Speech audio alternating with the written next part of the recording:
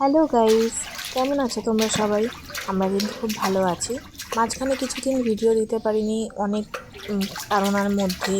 তারপর অনেক রকম প্রবলেম ছিল, সেরকম ইচ্ছাও করতো না, আলসেমির জন্যও বলা যেতে পারে।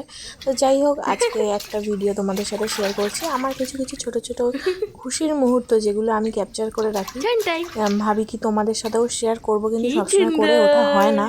তো আজকে একটা ভিডিও শেয়ার করছি। দেখো আমার মেয়ে স্নান করছে, কি সুন্দর। ওকে কিন্তু আমি প্রতিদিন বাথরুমেই স্নান করাই।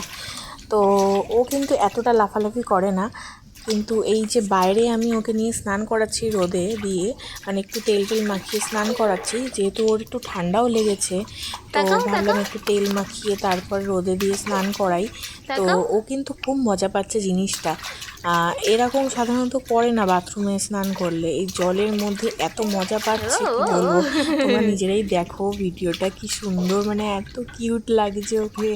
আমি এবার থেকে ঠিক করেছি ওকে বাইরেই স্নান করব, যেহেতু শীতটাও পড়ে গেছে আর রোদে জল দিয়ে স্নান করাটাই ভালো।